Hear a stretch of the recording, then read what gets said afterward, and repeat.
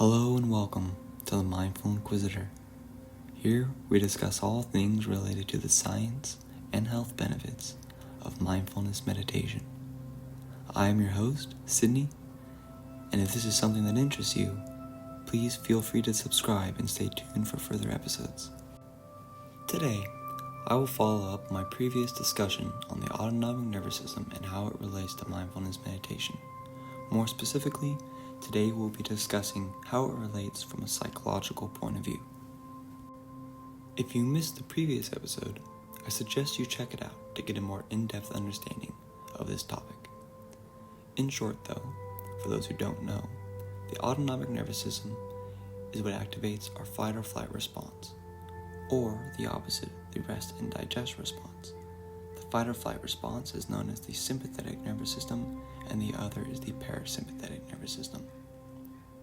The reason this relates to mindfulness meditation is that modern human beings experience more sympathetic activity than our ancient ancestors did, due to the overabundance of modern-day stressors that invoke the same life-threatening responses physically. Meditation is a way of relaxing the mind and the body so that we experience less sympathetic activity, more parasympathetic activity, and a more balanced autonomic nervous system. But the million-dollar question and the topic of this discussion is, how does this work and how does it happen? How does meditation increase parasympathetic tone?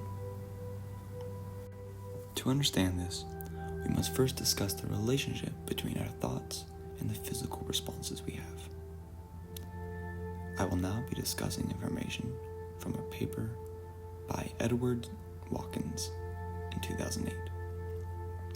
In this paper, he discusses repetitive thoughts and how they can be constructive and unconstructive.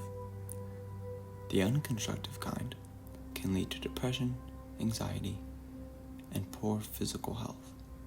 Some of these thoughts can be defined as ruminations and depressive ruminations. Here, ruminations are defined as, quote, a class of conscious thoughts that revolve around a common instrumental theme and that reoccur in the absence of immediate environmental demands requiring the thoughts, end quote. What I find important to note here is that these thoughts are not based upon concrete present experiences, but based upon something else that your mind is dwelling on. Now, the definition for depressive ruminations here is, quote, behaviors and thoughts that focus one's attention on one's depressive symptoms and on the implications of these symptoms, end quote.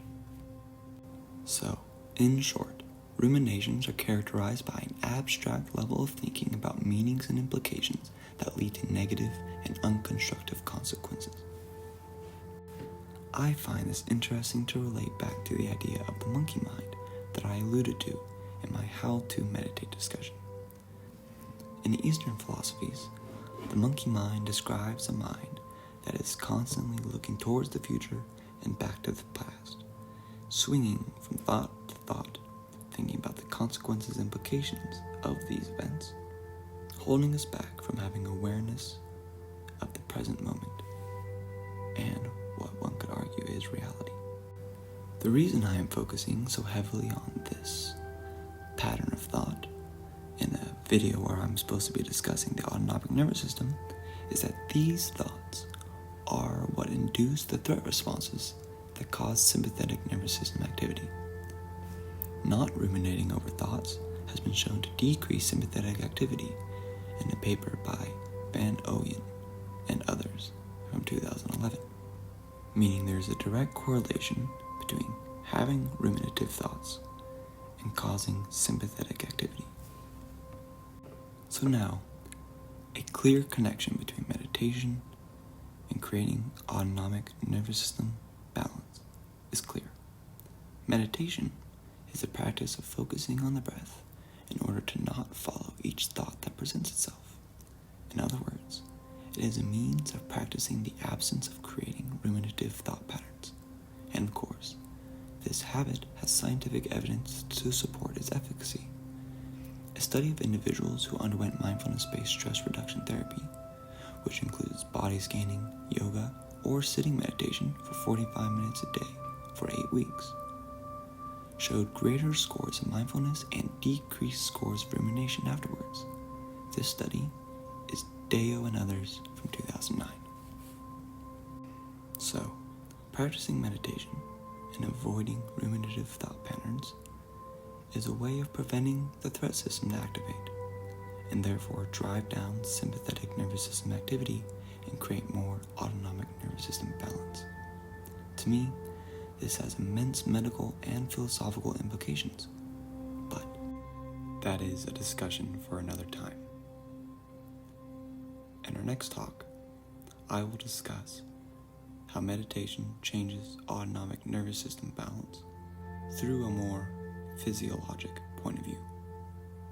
Until next time, peace.